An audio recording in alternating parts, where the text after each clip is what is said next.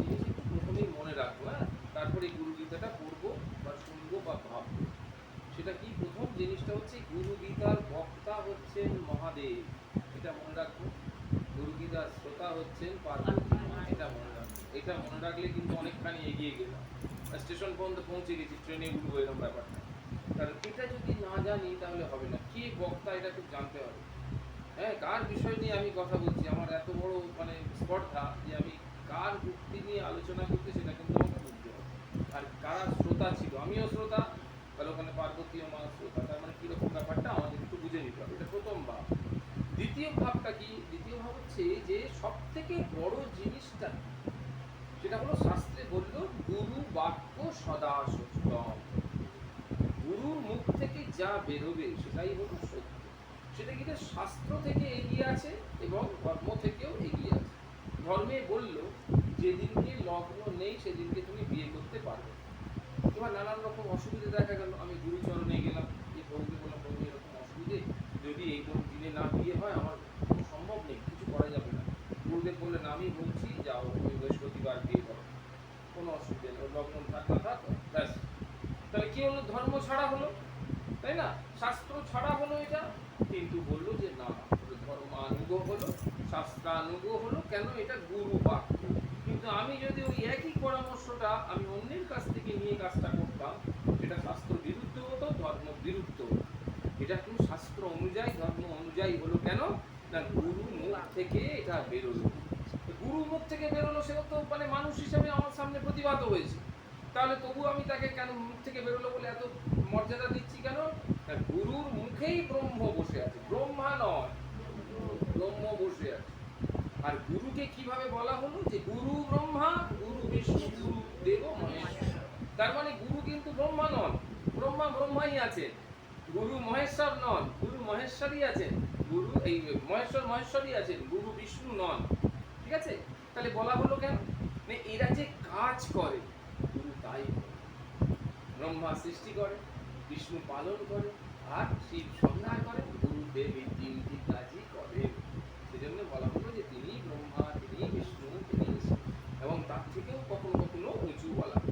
তাহলে আমাদের কাছে এই এতগুলো স্তোত্রের একটাই সার, যদি আমি এটা চটকে নিগড়ে বের করি রস, তাহলে একটাই কথা বলবো, সেটা হচ্ছে আমাদের উদ্দেশ্য হলো গুরু বাক্য পালন, গুরু বাক্য মেনে চলা। আর তার থেকে বড় গুরু সেবা আর কিচ্ছু নেই। আমি রোজ রেগুলার, আমার সুবিধে আছে, আমি গুরুকে গিয়ে ফলমূল দিয়ে আসছি, গুরুর পা টিপে দিয়ে আসছি, গুরুর মাথায় একটু হাত বুলিয়ে দিয়ে আসছি, সেগুলো সেবা হচ্ছে। কিন্তু আমি কিছুই করতে পারছি না, অথচ গুরু যা বলেছেন, হ্যাঁ, সেটা আমি একবারে একদম অক্ষরে অক্ষরে পালন করছি। সেটা ওই সেবার থেকে অনেক অনেক অনেক বেশি সেবা। কারণ গুরু ওটাই চান, কায়িক সেবা নয়, গুরু বাক্যের সেবা। গুরু যে মন্ত্রটা দিয়েছেন, সেই মন্ত্রটা আমি যখনই পারি সময় আমি জপ করে যাচ্ছি। 108 সকালে, 108 মধ্যাহ্নে, 108 সন্ধ্যে, এই ত্রিসন্ধ্যা শুধু না, যখনই সময় পাচ্ছি সত্যভাবে আমি গুরু মন্ত্র জপ করছি। এটা হলো সর্বক্ষেত্রে সর্বশ্রেষ্ঠ গুরু সেবা। এতে আমার যেমন উপকার হচ্ছে, গুরুর তেমনি উপকার হচ্ছে। কারণ এই মন্ত্র জপের যে শক্তি গুরু আমার মধ্যে সঞ্চারিত হচ্ছে করেছেন, সেই শক্তিটা আমি আবার গুরুর মধ্যে পাঠিয়ে দিতে পারছি এই জপের মধ্যে। ঠিক আছে? তাহলে আমরা একদম শুরু করবো। দেখো, প্রত্যেকটা শব্দ কিন্তু উচ্চারণ করবো, একদম চুপ করে থাকবে না।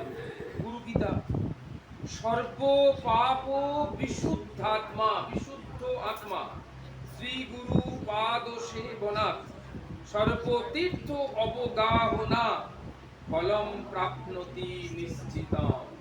উচ্চারণ করা যাচ্ছে, কোনো শব্দ উচ্চারণ না করা গেলে হবে না, বলে দেবে।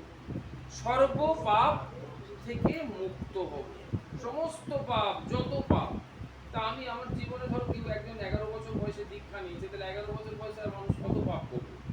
তাহলে সর্ব পাপ থেকে মুক্ত হওয়া মানে বোঝাচ্ছে কি 11 বছরটা কোনো ফ্যাক্টর। ফ্যাক্টর হচ্ছে আমার পূর্ব পূর্ব পূর্ব পূর্ব যতগুলো জন্ম, তার পাপ সমষ্টিত অ্যাডিশন হয়ে যাচ্ছে। খাতাটা তো একটা আছে, সেখানে তো পাপগুলো লেখা হচ্ছে, আর একটা খাতা আছে যেখানে পুণ্যগুলো লেখা হচ্ছে। তাহলে সর্ব পাপ থেকে মুক্ত হওয়া মানে কি বোঝাচ্ছে? আমার জন্ম জন্মান্তরে অর্জিত যে পাপ, সেগুলো থেকে আমি মুক্ত হব। আর কি হবে? মুক্ত হবার পর কেমন অবস্থা হবে? বিশুদ্ধ আত্মা, আমার আত্মা শুদ্ধ হয়ে যাবে। কখন এটা হবে? বলছে শ্রীগুরু পাদ সেবনা, শ্রীগুরুর পা সেবা করলে, পাদপদ্ম সেবা করলে। তার মানে আমরা বুঝলাম যে পাদপদ্ম সেবা করা মানে শুধু পা টিপে দেওয়া নয়, তার বাক্য মেনে চলা, তার দেওয়া মন্ত্র করা, নিরন্তর গুরু মন্ত্র জপ করে যাচ্ছে। সর্বতীর্থ অবগাহনা, সর্বতীর্থ অবগাহন কথাটা করা ছিল। গহনা মানে কি, যেহেতু ওটাও বহু বচন, এটাও বহু বচন। সর্বতীর্থ মানে অনেক সংখ্যা, 50টা 60টা 100টা, তার মানে বহু বচনে অবগাহনা কথাটা কিন্তু অবগাহন। অবগাহন মানে কি, আবক্ষ জলে নামিয়া স্নান, তাকে এক কথায় বলে অবগাহন। বুক পর্যন্ত জলে নেমে গেছে, শুধু মাথাটা ডোবালেই চান হয়ে যাচ্ছে, তাকে বলে অবগাহন। সেই জন্য বললো সর্বতীর্থ অবগাহনা, বহু বচন। ফলম প্রাপ্নতি নিশ্চিতম, প্রাপ্নতি মানে পাওয়া, ফল পাবো নিশ্চিত। গুরুত্বপূর্ণ শব্দটা হচ্ছে নিশ্চিত। তাহলে প্রথম শ্লোকেই, বাকি পড়ি না পড়ি যদি কাগজ বন্ধ করে রেখে দিই, আমার কাজ হয়ে গেছে। কিন্তু এই পুরো ক্লাসটার কাজ এই প্রথম শ্লোকে হয়ে গেছে। কি না, গুরু বাক্য যদি আমরা একেবারে কায় মনো বাক্যে নিষ্ঠা ভক্তি প্রেম প্রীতির সঙ্গে মেনে চলি, তাহলে আমরা নিশ্চিত রূপে সর্ব পাপ থেকে মুক্ত হব এবং আমাদের আত্মা বোধ চিত্ত বৃত্তি প্রকৃতি সবকিছু বিশুদ্ধ হবেই হবে। এটা একদম কনফার্ম হয়ে গেল প্রথম শ্লোক। তারপরে দেখো, বুঝতে অসুবিধা নেই, একদম ভালো করে বুঝে নিতে হবে। কাশী ক্ষেত্রম নিবাস অশ্ব জাহ্নবী চরণ উদকম। কি সুন্দর কথা হচ্ছে, যে গুরু যেখানে বাস করে, যেখানে বাস করে গুরুদেব, সেটাই কাশী ক্ষেত্র। কাশী ক্ষেত্রটা নয়, বেনারসের যে কাশী সেটা কাশী নয়। এখন কাশীটা কোথায় এসছে না, আমার গুরুদেব যেখানে বাস করছে, সেই যে পেরিফেরিটা, সেটাই কাশী ক্ষেত্র। দ্বিতীয় তাকে কি তুলনা করছে, বলছে জাহ্নবী চরণ উদকম, ভগবানের চরণ উদক, হ্যাঁ সেটা তার সমান হয়ে গেল কি গুরুদেবের চরণ।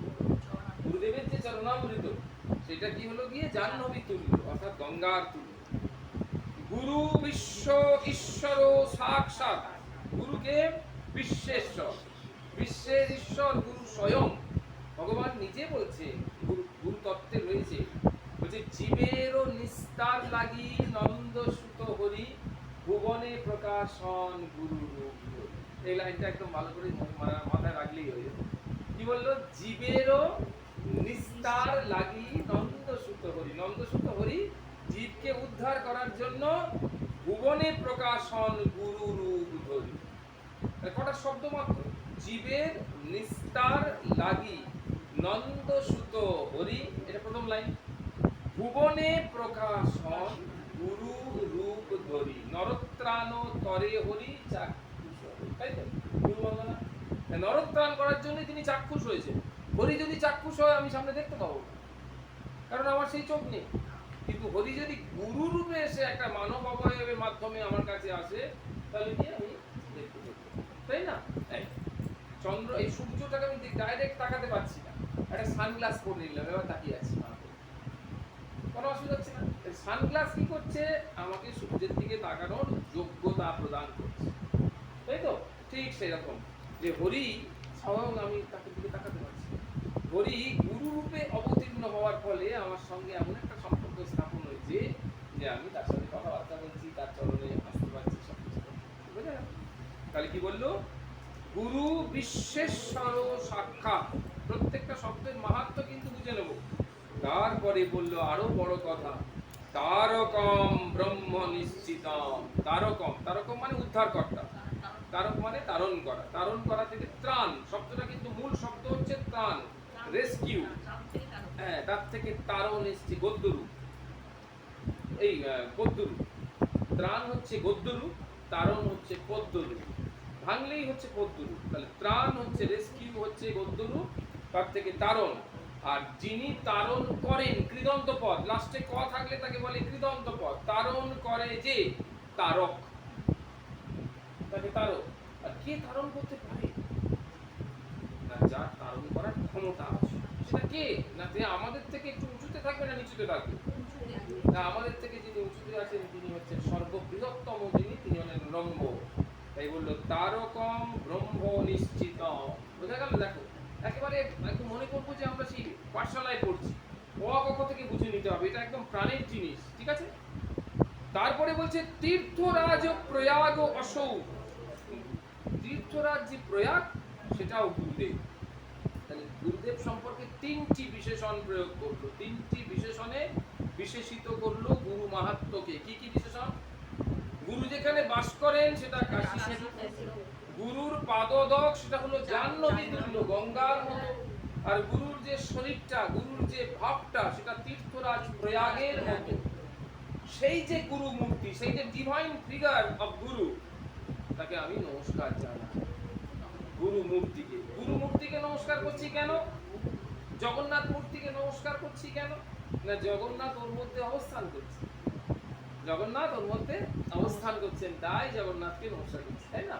এই যে দুর্গা মা দুর্গাকে যখন নিয়ে আসা হয়, তখন কেউ বাসি কাপড়ে, কেউ খাওয়া কাপড়ে এসে দুর্গাকে ধরছে, নামাচ্ছে, এনে প্যান্ডেলে তুলছে, তাই না? প্যান্ডেলে বসিয়ে দিল, কোনো সাজানো গোছানো নেই প্যান্ডেলে। কিন্তু লোক যদি ওর সামনে দিয়ে যখন যাচ্ছে, তখন মনে হচ্ছে কোনো অস্তিত্ব নেই, মাটির ডেলা। যদি ওটা মাটির ডেলা না হতো, তাহলে কি বাসি কাপড়ে, খাওয়া কাপড়ে কি ওরকম তুলতো? যখন ঠাকুরটা আসে, অনেক অনেক সময় নামাতে পারছে না, মুসলিম, আমাদের মুসলিমরা দাদা দাদা দাদা দাদা আমরা যাচ্ছি, মুসলিমরা লুঙ্গি টুঙ্গি গুছিয়ে এসে তুলে দিল। তাহলে সেইটা তো তার মা কোথায় তার মধ্যে? অথচ সেই মূর্তিটা সামনে থাকার জন্য আমাদের সঙ্গে সঙ্গে মূর্তিটাকে দেখে কল্পনা হচ্ছে কি আমার সেই আসল আত্মা শক্তিকে মনে করছে। এটা কে বলছে? আমি বলছি না, এটা কে বলছে? স্বামী বিবেকানন্দ। স্বামী বিবেকানন্দ রাজার কাছে গেছে, হ্যাঁ, রাজা বলছে আমি মূর্তি পূজায় বিশ্বাস করি। স্বামীজি দেখলে এই সময় কথাবার্তা বলে কিছু হবে না, হ্যাঁ। স্বামীজি বললেন, চারদিকে এরকম পাখিটাকে দেখে বললেন যে ওইটা ফটোটা কার? বাবা নামিয়ে রাজ কর্মচারীকে দেখবো যে থুতু গেল, নাশ করি, সে বলে গেল, এরও গেল, আমারও গেল। দেরি করছো কেন, বিলম্ব করছো কেন? স্বামীজি রাজামশাই ফটো, ও কি করে থুতু? বলে এর মধ্যে রাজামশাই কোথায়? একটু কাগজ, এটা তো একটা প্লাস্টিক, এটা তো রং, তুলি, ছবি, তো এর মধ্যে তিনি কোথায়? কি বলছেন না? দেখুন রাজামশাই, এর মধ্যে আপনার বাবা আপনি কোথাও নেই, একটা কাগজ মাত্র, এর মধ্যে তুলি দিয়ে আঁকা, এর মধ্যে সবকিছু। কিন্তু ওরা থুতু ফেলতে পারছে না, কারণ এই ছবিটা থাকার জন্যে আপনাকে আপনার বাবাকে মনে করিয়ে দিচ্ছে। এই ছবিটা না থাকলে সেটা মনে, তেমনি হিন্দু ধর্মে ওই সামনে ওই মূর্তিটা থাকার ফলে আমরা কিন্তু সেই মূর্তির মাধ্যমে সেই আত্মা শক্তিকেই স্মরণ করি, সেই পরম পুরুষকেই স্মরণ করি, সেই পরম দেবতাকে স্মরণ করি। তাহলে মূর্তি পুজোর প্রয়োজন নেই, এটা ভাবতে প্রমাণ হয়ে গেল, এবং তার সারা জীবনের সব ভ্রম কেটে গেল। তাহলে এটাই আমাদের তাই উদ্দেশ্য। আমরা মা দুর্গার নমস্কার করছি, বলছি মা দুর্গা সেখানে কোথাও নেই। এক সপ্তাহ আগে প্যান্ডেলে ঠাকুর এসে গেছে, মা দুর্গা পূজা করে কিছু কেউ নেই, কেন যাওয়ার কেউ এমন একজন লোক নেই যে ওখান থেকে বেরিয়ে যাবে নমস্কার না করে, সেটা হবে। তাহলে এটা নমস্কার করছি কেন? কোনো মূর্তি টুর থেকে নমস্কার করছি না, মূর্তিকে সামনে রেখে আমি সেই আত্মা শক্তিকে করছি, সেই দুর্গাকেই প্রণাম করছি। বুঝা যাচ্ছে? তাহলে সেই জন্য বললো গুরু মূর্তই নমো নমো, গুরু মূর্তিকে প্রণাম। হলো, বোঝা গেল? গুরু মূর্তি স্মরেত নিত্যম, গুরু মূর্তিকে প্রত্যেক দিন স্মরণ করা উচিত। প্রত্যেক দিন একবার চোখ বন্ধ করলেই গুরু চিত্রটা আমাদের চোখের সামনে আসবে। গুরু নাম ও সদা জপে, গুরু নাম যখনই বললো তখন দুটো বোঝায়, একটা হচ্ছে গুরু শব্দগত নাম, গুরু গুরু গুরু গুরু গুরু এটা বোঝায়, আর গুরু প্রদত্ত নাম। গুরু নাম যখনই বলি তাহলে একটা সমাসবদ্ধ পদ, গুরু নাম সেটা হচ্ছে গুরুর নাম একটা, আর একটা হলো গুরু প্রদত্ত নাম, মধ্যপদলোপী পদ, দুটোই বোঝায়। তাহলে হয় আমি বাড়িতে বসে বসে গুরু গুরু গুরু গুরু গুরু গুরু করছি, অথবা গুরু যে নামটা আমাকে দিয়েছে, ধরো কৃষ্ণর মন্ত্র দিয়েছে, কৃষ্ণ কৃষ্ণ কৃষ্ণ কৃষ্ণ কৃষ্ণ করছি, তাহলে এটাই মন্ত্রটা দিয়েছে, অবশ্যই সেটা। তাহলে গুরু নাম সদা জপেত, গুরু আজ্ঞাম প্রকুর্বিত, প্রকুর্বিত শব্দের অর্থ কি? হ্যাঁ, প্রবিষ্ট রূপে করবে। কুর্বিত মানে করতেই হবে, এরকম একটা বোঝানো, করা। গুরু মানে শুধু প্লেন করা, গুরু শব্দের অর্থ কর্ম, গুরু মানে করো। আর কুর্বিত মানে হচ্ছে ইনস্ট্রাকটিভ ওয়ার্ড, যারা হ্যাঁ ইনস্ট্রাকশন দিচ্ছে যে করো, আবার তার আগে একটা প্র লাগিয়ে দিয়েছে, বলেছে কি গুরু আজ্ঞাম প্রকুর্বিত, প্রকৃষ্ট রূপে করো। এটাকে অত্যন্ত শ্রদ্ধার সঙ্গে ইনিশিয়েটিভ নিয়ে করো। যে কাজটা আমরা ইনিশিয়েটিভ নিয়ে করি তাকে কি বলা হয়? এক কথা ইনিশিয়েশন। ইনিশিয়েশনকে বাংলায় কি বলে? ইনিশিয়েশন শব্দের অর্থ বাংলা কি?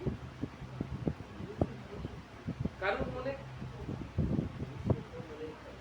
ইনিশিয়েশন শব্দটার ইনিশিয়েটিভ কথার আমরা শুনেছি, এই কাজে একটা ইনিশিয়েটিভ নিতে পারছো না, ইনিশিয়েটিভ নাও, কাজে একটা উদ্যম নাও, আগ্রহ নাও বা একটা উদ্যম নাও, হ্যাঁ, তাকে বলে ইনিশিয়েটিভ। কিন্তু এই শব্দটা এসছে, তার রুট শব্দ কি? ইনিশিয়েশন। ইনিশিয়েশন মানে কি? দীক্ষা। দীক্ষাকে ইংরেজিতে বলা হয় ইনিশিয়েশন। ঠিক আছে, তাহলে এটা বোঝা গেল তার থেকে এসছে। অর্থাৎ এই দীক্ষা মানে শুধু মন্ত্র প্রধান নয়, আমাকে ধর্মবোধে কেউ একজন প্ররোচিত করছে, প্রণোদিত করছে, আমাকে সে ভেতরে প্রবেশ করাচ্ছে, নিয়োজিত করছে, ইনভলভ করছে, make myself involve into the work, that is called initiation. তাহলে ইনিশিয়েশন হচ্ছে এমন একটা ওয়ার্ক যার মাধ্যমে through which we can involve into the work. বুঝতে পারছো তুমি? একটু বলবে, কথা বলবে, নাহলে ভাবো ঘুমিয়ে পড়েছো। তাহলে এটা বোঝা গেল। তাহলে ইনিশিয়েশন মানে হচ্ছে, তাহলে দীক্ষা আমার ইনিশিয়েশন তুমি কি করে বুঝলে? বললো এই দীক্ষাই আমাকে প্রণোদিত করলো যে সকাল আর সন্ধ্যাতে বসতে হবে। তাহলে সকাল আর সন্ধ্যার বসার যে ইনিশিয়েটিভটা আমি পেলাম কোত্থেকে? Through initiation. না বোঝা গেল না? বোঝা গেল? তাহলে ইনিশিয়েশন ইনিশিয়েটিভ শব্দটাকে আমি লিঙ্ক করতে পারলাম। তাহলে দীক্ষা যদি না নিতাম, ওই সন্ধ্যাবেলা বসছি কি না বসছি হয়ে গেল, থাকবো আজ বসিনি, থাক, সিরিয়াল থেকে কেটে গেল, দীক্ষা আছে বসতেই হবে। তো সিরিয়াল একটু পরে দেখবো, কোন বসে নিই, 2 মিনিট বসে নিই, তারপর সিরিয়ালটা চালিয়ে দে, আমি শুনছি, আমি একটু করে নিই। এই যে ইনিশিয়েটিভটা নিলাম ডিউ টু ইনিশিয়েশন, আমার ইনিশিয়েশন নেওয়া আছে তার জন্য। তাহলে এই শব্দটা বোঝা গেল, এই লিঙ্কটা করা গেল। এই জিনিসটা আমাদের কিন্তু বুঝতে হবে একদম তত্ত্বগত দিক থেকে, একদম অন্তর থেকে। তাই বললো গুরু মূর্তিম স্মরেত নিত্যম, বাড়িতে যখন পড়বো একদম এরকম ভাবে জোর দিয়ে, ট্রেস দিয়ে, গুরু নাম সদা জপে, গুরু আজ্ঞাম, দেখো আজ্ঞাম, ময় হসন্ত, খেয়াল করছো কোন শব্দের শেষে ময় হসন্ত মানে কি? ওটা কোন পদ? কর্ম। ওটা হচ্ছে কর্মবাচ্য। না, করতে হবে না, কর্মবাচ্য। কর্মবাচ্য মানে কে দিয়ে প্রশ্ন করো, ঠিক আছে? তাহলে আজ্ঞাকে, আজ্ঞাম মানে ওকে দাও দিয়েছো, আজ্ঞাকে, তাহলে গুরুর আজ্ঞাকে প্রকৃত পালন করো, ঠিক আছে? গুরু অন্নম ন ভাবয়, গুরু ছাড়া অন্য কিছু ভাববো না। হ্যাঁ, এরকম এখন একটা মানে ফ্যাশন তৈরি হয়েছে। হ্যাঁ, মানে কোথায় এখন দীক্ষা নিয়েছিলাম অমুক জায়গায়, তো ওসব এখন আর ভালো লাগে না, ওসব গুরু গুরু কবে গেছে, এখন তোমরা সব রামকৃষ্ণ মিশনে দীক্ষা নিচ্ছ, চলো আমি রামকৃষ্ণ মিশনে দীক্ষা নেব। না, এসব ব্যাপার নয়। দীক্ষাটা এরকম নয় যে আজকে বেচা কেনা, ওই বাজারে আর মাছ কিনতে ইচ্ছে করছে না, ভালো মাছ ওখানে আসে না বলে এই বাজারে যাবো, এরকম ব্যাপারটা নয়। কিন্তু ব্যাপারটা হচ্ছে যে গুরু সাক্ষাৎ পরম ব্রহ্ম। আমি বলছি মুখে, তো তোমরা কি একটা গুরু মন্ত্র বলো, গুরু প্রণাম মন্ত্র বলো, গুরু সাক্ষাৎ পরম ব্রহ্ম। তা গুরু সাক্ষাৎ পরম ব্রহ্ম মানে যে যার বংশ সব চলে গেছে, সেই সম্প্রদায়টা উঠে গেছে, তা উঠে গেছে, কি এসে গেল, পরম ব্রহ্ম তার উঠে যায়নি। গুরু হচ্ছে পরম ব্রহ্ম এবং তার প্রদত্ত মন্ত্রটা এটাও পরম ব্রহ্ম প্রদত্ত, তাই তো? সুতরাং গুরু আছে। সেই জন্য এখানে বললো কি গুরু অন্নম ন ভাবয়ে, গুরু ছাড়া অন্য কিছু আর ভাববো না। বোঝা গেল? এইবার দেখো পরপর দুটো শ্লোক একেবারে মাধুরী করে রাখবে, পরপর দুটো শ্লোক। গুরু বক্তে, বক্তে মানে কি? একদম, বক্তে মানে হচ্ছে যেটা নিয়ে কথা বলে মুখে, ঠিক আছে, জিহ্বার আগায়। গুরু বক্তে স্থিতম ব্রহ্ম, আকার নেই কিন্তু, স্থিতম ব্রহ্ম, গুরু মুখে ব্রহ্মা, ব্রহ্ম বসে আছে। হ্যাঁ, ওইটা মনে রাখতে হবে, এই কথাটা এলো এতক্ষণ। এইবার তারপরে আরো সাংঘাতিক কথা বলেছি, কি বললো? প্রাপ্যতে তৎ প্রসাদত, গুরু প্রসন্ন হলে সেই ব্রহ্ম যে গুরুর মুখে বসে আছে, ছিনিয়ে নেওয়া যাবে না, কিন্তু গুরু প্রসন্ন হলে সেই ব্রহ্ম আমাদের কাছে চলে আসে, সেই ব্রহ্মকে তিনি প্রদান করতে পারেন। এখান কি তোমার কাছে জিনিসটা আছে তাই তো তুমি দিতে পারবে, যত দুর্মূল্য হোক অমূল্য হোক, কিন্তু আমার কাছে যদি জিনিসটা না থাকে আমি দেবো কি করে? তাই গুরুর কাছে আছে ওটা, এবং কোথায় আছে? এমন জায়গায় আছে যেখান থেকে ও দিতে পারবে, কথা বললেই বেরিয়ে আসবে। তাই বলছে গুরু বক্তম স্থিতম ব্রহ্ম, গুরু মুখে ব্রহ্ম রয়েছে। হ্যাঁ, আর পাওয়া যাবে কি? প্রাপ্যতে, সংস্কৃত বুঝতে পারছো কি সুন্দর আরামের সংস্কৃত। প্রাপ্যতে তৎ, তার প্রসাদত, তিনি প্রসন্ন হলে, তার কৃপা হলে, with the divine grace of গুরু। এর পরের লাইনটা কি বলছে? স্ব আশ্রম, তুমি যে আশ্রমের সঙ্গে যুক্ত, আশ্রম বলতে কি আমি বাড়িপুর বাবা দর্শন শুধু গার্হস্থ বানপ্রস্থ সন্ন্যাস। আমি কোন আশ্রমের সাথে যুক্ত এখানে সেটা বলেনি, সব আশ্রম মানে তুমি কোন পজিশনের সঙ্গে যুক্ত হয়ে আছো। তারপরে বলছে উক্তম স্বজাতিম চ, স্বজাতি মানে তোমার যেমন জাতি, হ্যাঁ, আর স্বকীর্তিম পুষ্টিবর্ধনী, কেমন কীর্তি করছো সেটা। আর আশ্রমের আরেকটাও মানে হতে পারে, একটা মানে যেমন আমি কোন আশ্রমের সাথে যুক্ত, গার্হস্থ্য ব্রহ্মচর্য নাকি বানপ্রস্থ না সন্ন্যাস, এরকম যেমন একটা মানে। আর একটা হতে পারে আমি কোন পরম্পরার সাথে যুক্ত, আমরা যেমন রামকৃষ্ণ পরম্পরা, এখানে যেমন বলছে সীতানাম পরম্পরা, চৈতন্য পরম্পরা, এই পরম্পরাটাকেও এই আশ্রম শব্দের মাধ্যমে বোঝানো যায়। বোঝা গেল? তাহলে দুটো জিনিস বোঝানো যায়, একদম পরিষ্কার কিন্তু ক্লারিফাই করে নিতে হবে, হ্যাঁ, পরে কিন্তু বুঝতে পারবে এরকম হবে না। গুরু এই বোঝা গেল, আশ্রম উত্তম স্বজাতিম চ, তোমার সেই আশ্রম বা পরম্পরা যেরকম যেরকম বলেছে, তোমার স্বজাতি মানে যে জাতির ভুক্ত তুমি, মানে যে সম্প্রদায় ভুক্ত সেইখানে যেরকম করতে বলেছে সেই রকম। স্বকীর্তিম, তুমি যেভাবে কাজকর্ম এতদিন ধরে করে এসছো সেই অনুযায়ী পুষ্টি করবে। অর্থাৎ দীক্ষা নিলে গুরুর মুখ থেকে সেই ব্রহ্মপ্রাপ্ত হলে তোমার এইরকম কাজ পুষ্টিবর্ধন, সেটা আরো অনেক উন্নত হবে। বোঝা যাচ্ছে? বাহ। আগের লাইনে বললো গুরু ভক্তে স্থিতম ব্রহ্ম, পরের লাইনে বলছে গুরু ভক্তে স্থিতা বিদ্যা। বিদ্যা মানে জ্ঞান, বিদ্যা শব্দের অর্থ হচ্ছে জ্ঞান। আর জ্ঞান কাকে বলে? যার দ্বারা ঈশ্বরকে জানে। তাহলে বিদ্যা মানে হচ্ছে যার দ্বারা ঈশ্বর। এখন তো বিদ্যা মানে হচ্ছে লেজ বেরোনো, যেই বিদ্যাচার যত হচ্ছে তত সে একদম উপর উঠে যাচ্ছে, মানে কি বাকি লোকগুলো যেন সব পায়ের তলায় পড়ে আছে এরকম। এখানে সেই বিদ্যার কথা বলা হয়। বিদ্যা মানেই হলো একটা মায়া, যে মায়া সংসারকে ভুলিয়ে দিয়ে, সংসার আসক্তি ভুলিয়ে দিয়ে আমাদেরকে ঈশ্বরের দিকে নিয়ে যায়, তাই হলো বিদ্যা। বিদ্যার আর কোনো কিছু মানে নেই।